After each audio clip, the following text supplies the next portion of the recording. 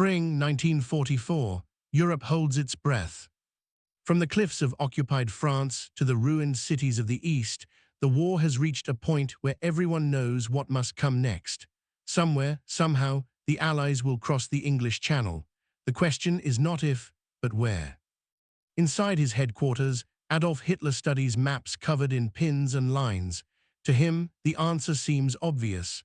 Geography, logic, and instinct all point to the same place, the Pas-de-Calais, the narrowest point between Britain and France, the shortest distance, the most efficient route. If you were going to invade Fortress Europe, you would land there. And Hitler is not alone in this belief.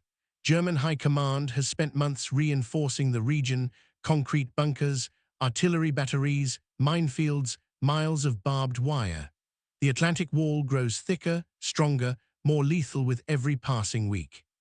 They are preparing for the most important battle of the war. But what if the obvious answer is the wrong one? Across the Channel, in southern England, an entirely different kind of operation is already underway. It does not involve tanks firing shells or planes dropping bombs. It begins with something far quieter. An idea.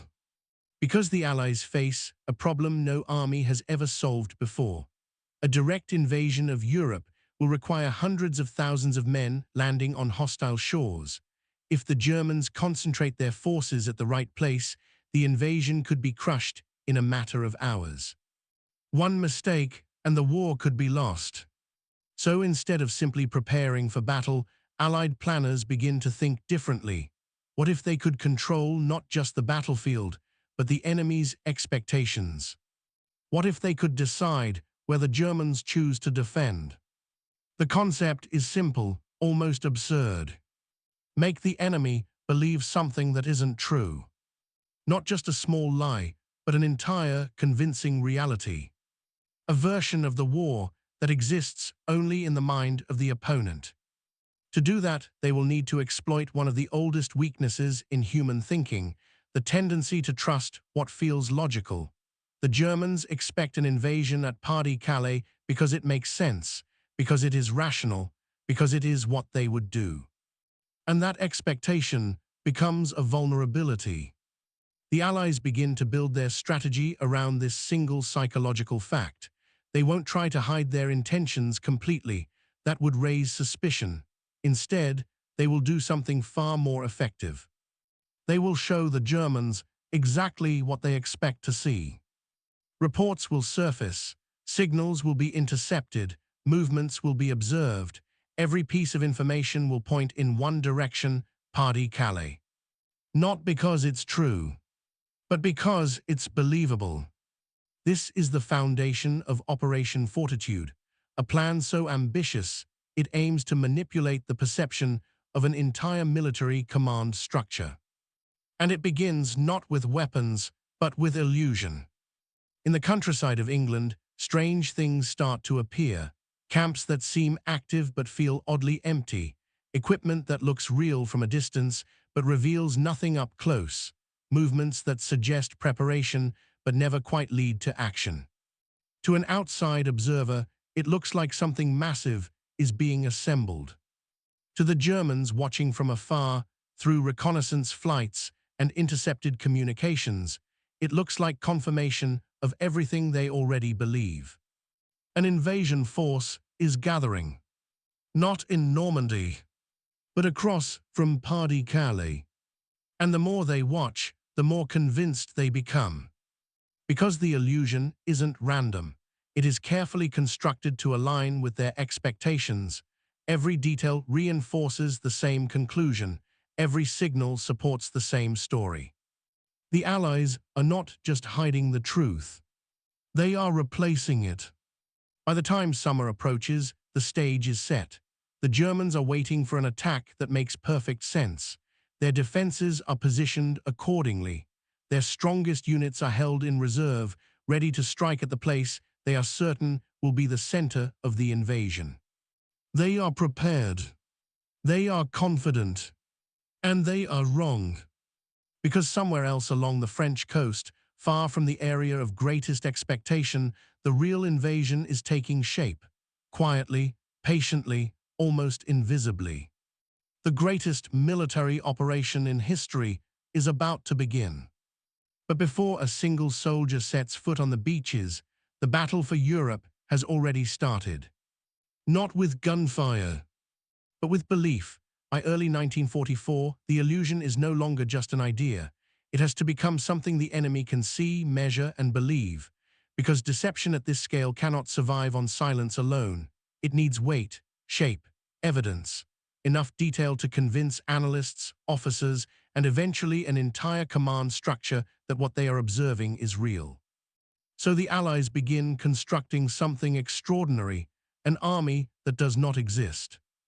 On paper, it is massive. The first US Army Group, a force large enough to deliver the decisive invasion of Europe. Thousands of vehicles, endless columns of troops, supply depots, command structures, everything that would signal the coming of the largest amphibious assault in history. But in reality, much of it is nothing more than air, fabric, and carefully staged illusion. To make the deception believable, the planners understand a crucial truth. Armies are not defined by what they are, but by what they appear to be doing. Movement is more convincing than presence. Activity is more convincing than size. So the countryside of southeast England begins to transform. From above, new encampments appear. Long rows of tents stretch across open land. Roads begin to show the marks of heavy traffic. Tracks carve through fields, suggesting the movement of armored columns. Supply areas seem active, organized, prepared. German reconnaissance aircraft capture images of it all. The photographs are analyzed, compared, cross-referenced. Everything points in the same direction. An invasion force is gathering. But if someone could step into those camps, walk between the rows, touch the machines, the illusion would collapse instantly. The tanks are too light. Their surfaces shift slightly in the wind. The shapes are correct, the proportions perfect, but there is something missing: mass, substance, reality. Because many of those tanks are inflatable, rubber shells, painted with precision, designed to deceive the eye from a distance. They cast convincing shadows, they occupy space, but they cannot move, cannot fire, cannot fight. Wooden aircraft stand on makeshift airfields, positioned as if ready for deployment. Trucks built from canvas and timber sit in formation, suggesting logistics and supply chains that do not exist. Entire motor pools are constructed to imply readiness, yet none of them could ever start an engine. And yet, none of that matters.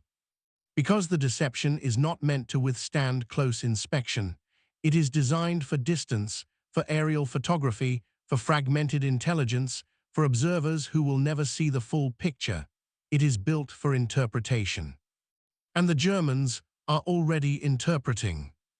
They are looking for confirmation of something they believe to be obvious, that the main invasion will strike at Pas-de-Calais, the narrowest crossing, the most logical choice, the place that makes sense.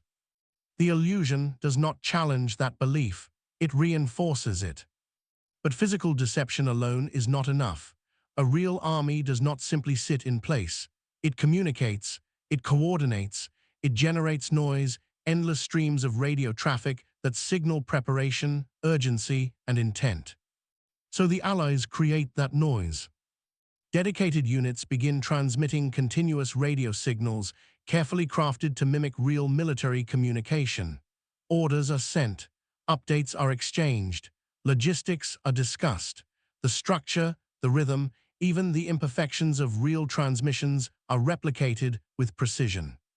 To German intelligence operators listening across the channel, it sounds authentic, alive, convincing. Units appear to form and reorganize. Command hierarchies take shape through patterns of communication. Movements are suggested through subtle shifts in signal activity. What they are hearing is not silence filled with guesses. It is a story. A coherent, detailed, believable story of an army preparing for invasion. And then, to anchor the entire illusion in something undeniable, the Allies make a decisive move. They assign this imaginary army a commander the Germans already fear and respect. George S. Patton. To German High Command, Patton is not just another general. He represents aggression, speed, and offensive power. If there is going to be a decisive strike into Europe, it makes perfect sense that he would lead it. So when intelligence reports begin to place Patton in southeast England, associated with this growing force, it confirms everything. Of course this is the main army. Of course this is where the invasion will happen. The logic is flawless, and that is exactly why it works. Because the success of the Phantom Army does not depend on creating something unbelievable. It depends on making the enemy feel certain about what they already expect. Every inflatable tank, every wooden aircraft, every radio transmission, every reported movement, all of it aligns with a single conclusion. Pas-de-Calais. Meanwhile, far from the center of attention, something else is happening.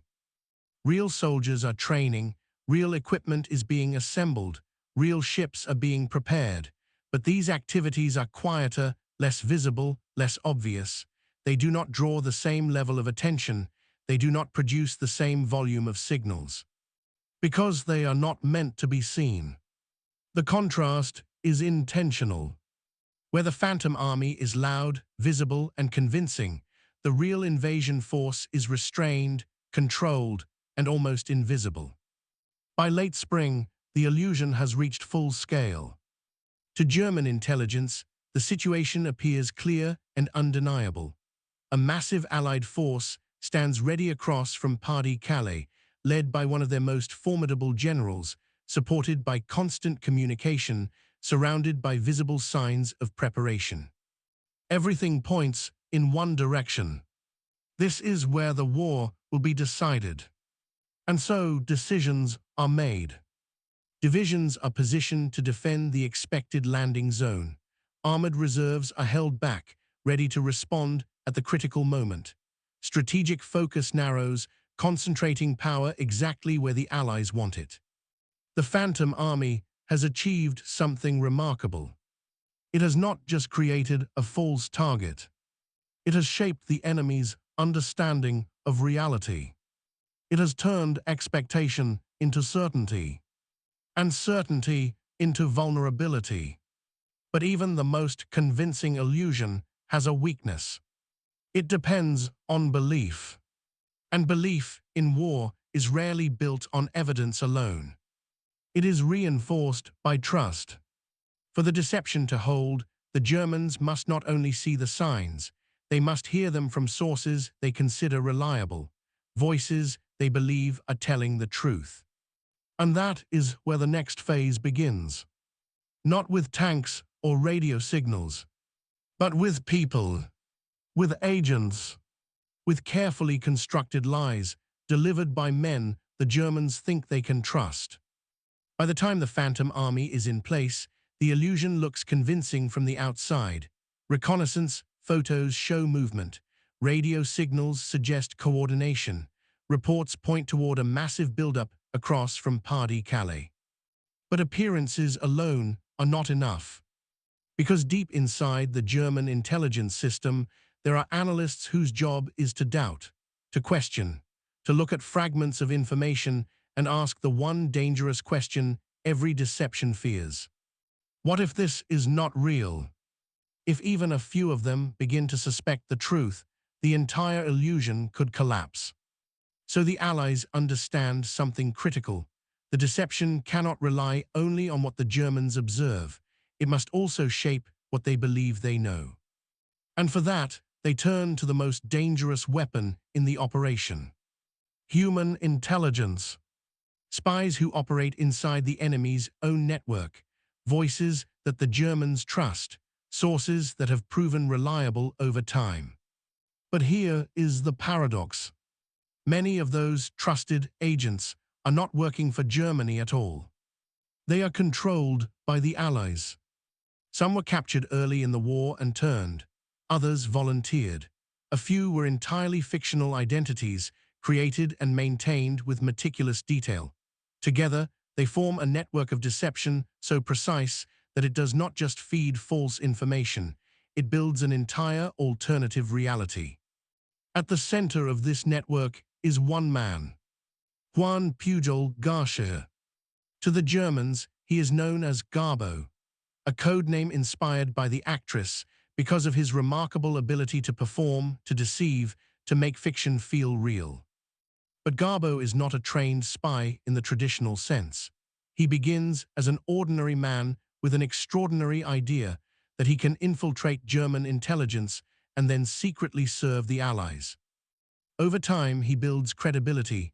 Slowly, carefully, he sends reports that are accurate enough to gain trust, but never valuable enough to cause real harm. He makes mistakes occasionally, small human errors that make his reports feel authentic. And most importantly, he creates something that does not exist. An entire network of sub-agents. Dozens of imaginary operatives scattered across Britain, each with their own background, personality, location, and behavior. Some are reliable, some are careless, some are late with their reports, some complain about conditions. To the Germans, this network appears complex and alive. To Garbo, it is all fiction. But it is fiction built with such detail that it becomes indistinguishable from reality. When he sends a message, it does not sound like one man speaking. It sounds like an organization, a system, a web of information gathered from multiple sources. And that makes it powerful. Because intelligence is not judged only by accuracy, it is judged by consistency, by volume, by how well different pieces of information align with each other. Garbo understands this perfectly. So when the time comes to support the illusion of the Phantom Army, his reports begin to shift. He describes troop movements, he mentions supply buildups, he refers to preparations for an invasion not in Normandy but in Pas-de-Calais. And he does not do it alone. Other double agents, each with their own established credibility, begin reporting similar information. Different voices, different perspectives, but the same conclusion. A massive force is gathering. An attack is coming. Pas-de-Calais is the target. To German intelligence, this is not a single claim.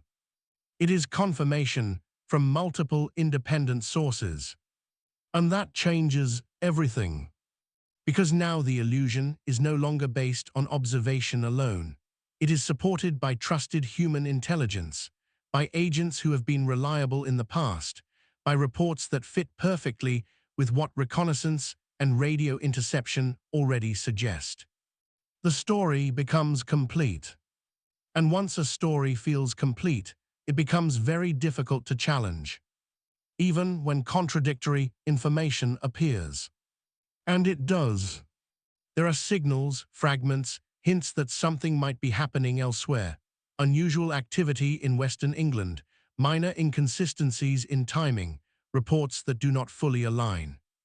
But they are weaker, less consistent, less supported. And in the presence of a strong, coherent narrative, weak signals are easy to ignore.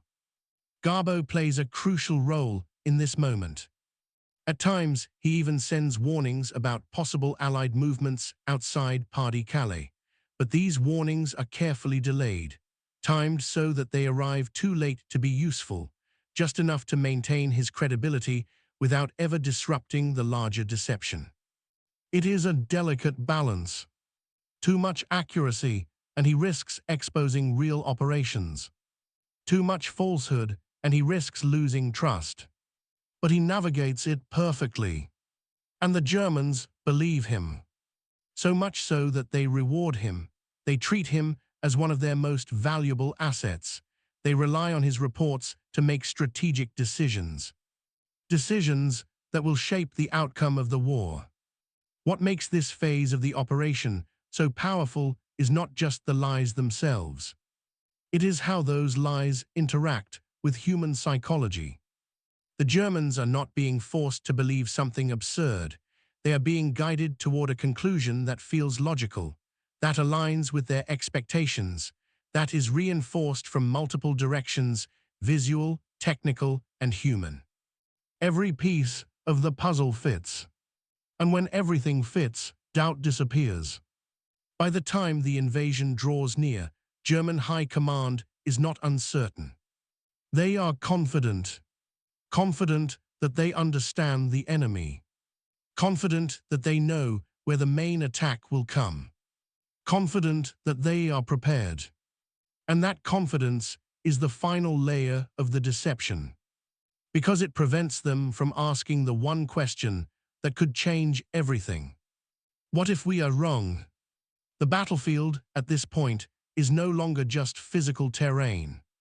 It is the human mind. And in that space, the Allies have achieved something extraordinary. They have replaced reality with a carefully constructed belief system. One built from observation, reinforced by communication, and confirmed by trusted voices. An illusion so complete that it no longer feels like deception. It feels like truth. And soon that truth will be tested. Not in reports or signals, but in blood. Because while the Germans are watching Pas-de-Calais, waiting for the inevitable, the real invasion is already on its way. Moving silently toward a place they are not prepared to defend. Night falls on June 5, 1944. Across southern England, the air begins to change. Engines start in the dark.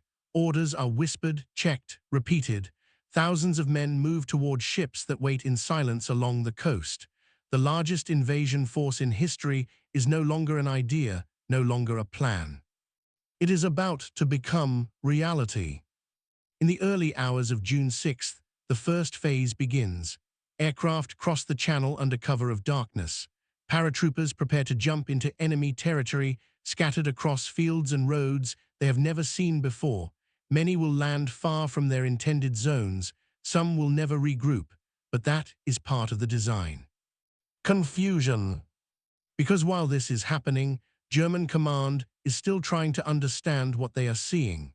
Reports begin to come in. Paratroopers spotted, unusual activity detected, scattered engagements across Normandy. Normandy, not Pas-de-Calais. At first, the information feels incomplete, fragmented, difficult to interpret. It does not match the expectation that has been built over months of intelligence, observation, and belief. So it is treated with caution. Maybe this is a diversion. Maybe this is the beginning of something larger. Maybe the real attack is still coming somewhere else. Then, at dawn, the second phase begins. Normandy Landings. From the horizon, ships appear, hundreds of them, then thousands, a line stretching across the sea, carrying soldiers toward the beaches of Normandy. The scale is overwhelming. The sound alone, engines, artillery, waves breaking against hulls, signals that something enormous is unfolding. On the beaches, the first troops land under heavy fire. Chaos, smoke, noise, confusion, units struggle to organize, casualties mount quickly. In places like Omaha Beach, the situation nearly collapses entirely. And yet, even as this massive assault unfolds, something extraordinary happens inside German High Command. They hesitate, because this does not fit the story they believe. For months, every signal, every report, every trusted source has pointed to Pas-de-Calais as the main invasion point.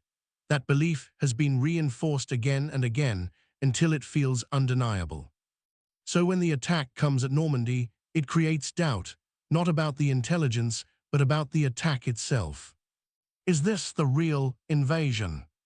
Or is this exactly what it looks like, a diversion? The logic seems clear. Normandy is farther away, less direct, less efficient.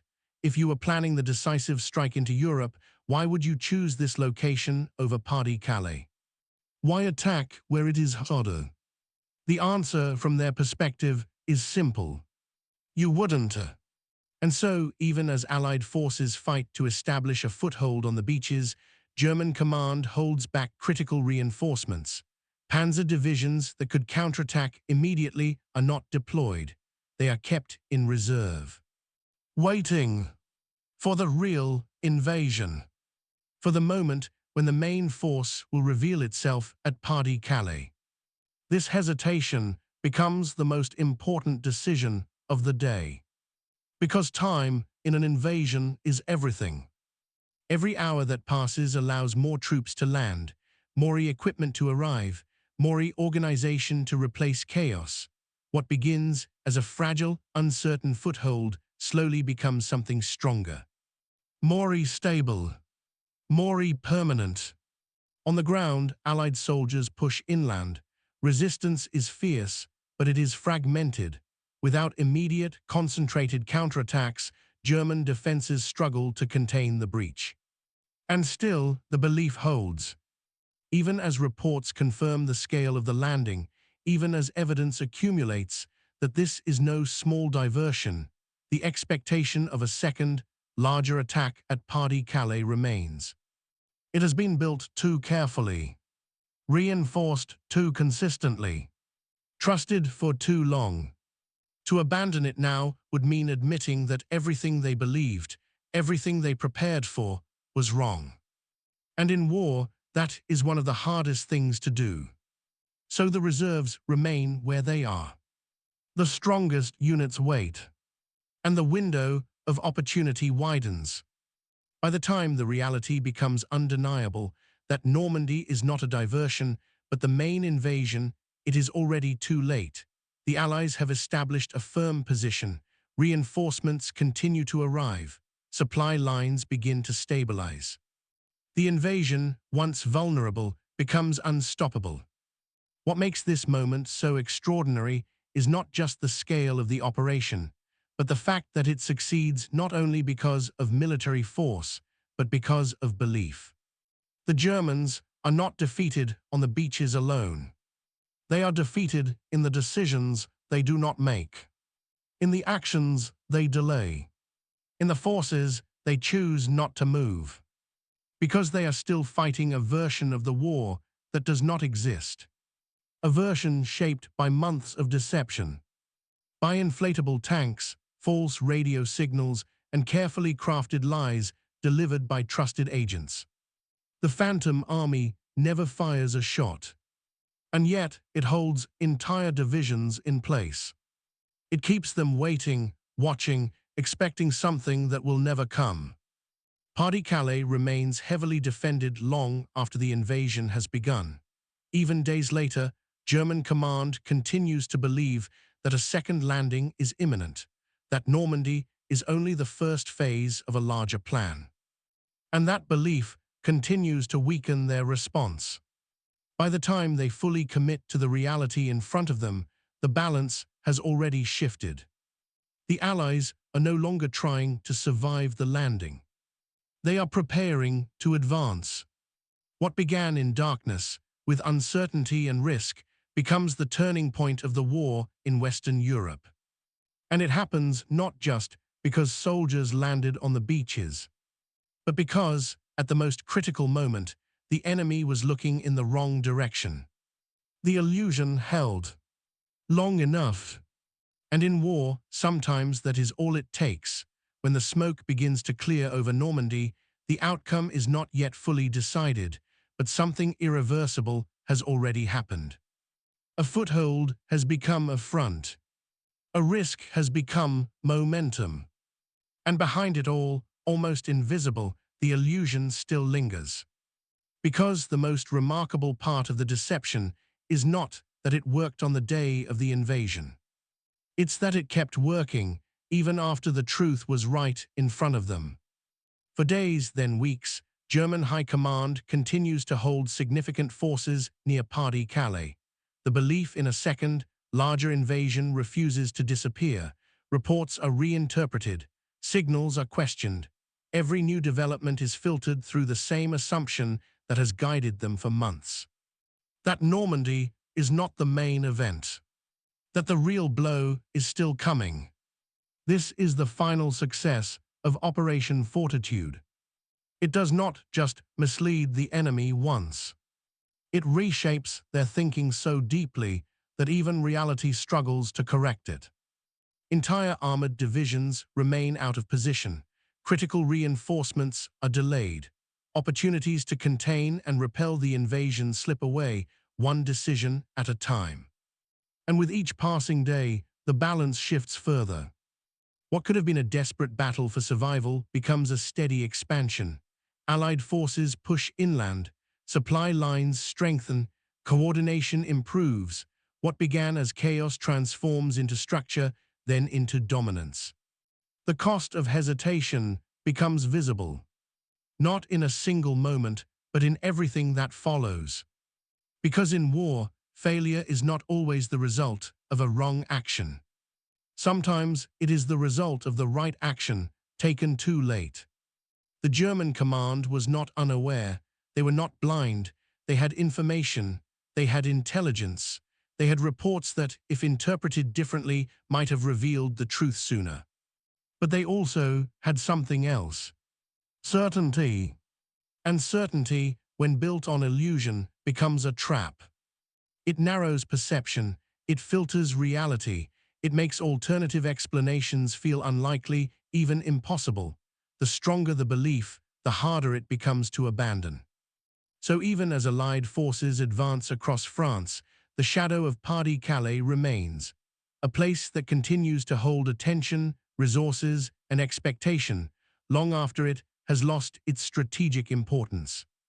This is what the Phantom Army truly accomplished. It did not just create a distraction. It created a second battlefield, one that existed entirely in the minds of the enemy. And on that battlefield, the Allies achieved total control. No bullets were fired, no bombs were dropped, no soldiers were lost. And yet, entire divisions were immobilized. Decisions were delayed. Opportunities were missed.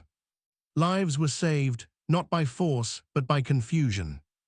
Historians would later try to measure the impact, how many troops were held back, how many hours were lost, how many outcomes were altered because of those delays.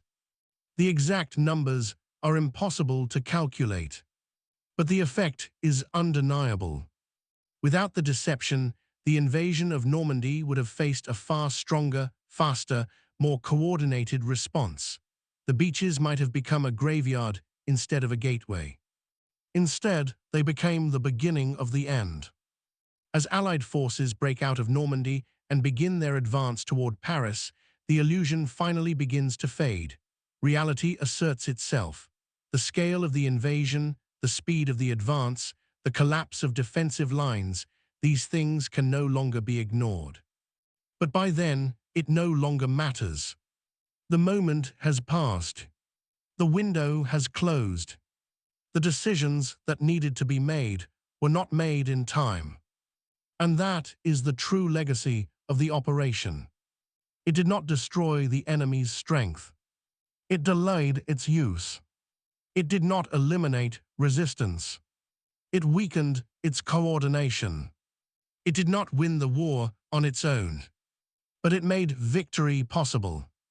What makes this story so powerful is not just its scale, but its nature, because it reveals something fundamental about conflict. That wars are not decided only by weapons, numbers, or territory. They are decided by perception, by what each side believes to be true, by the stories they construct to make sense of incomplete information, and by how quickly they can adapt when those stories are wrong. In this case, one side created the story, and the other believed it completely. The Phantom Army never existed, and yet it shaped the movement of real armies. It influenced real decisions. It altered the course of real events. It is a reminder that reality in war is not always defined by what is physically present, but by what is accepted as true. Long after the war, the details of the deception would become known: the inflatable tanks, the fake radio traffic, the network of double agents, the careful coordination of every visible and invisible element. It would be studied, analyzed, admired, not just as a clever trick, but as a demonstration of something far more profound: the ability to control the enemy's understanding of the world. Because in the end, that is what Operation Fortitude achieved. It did not just hide the truth, it replaced it.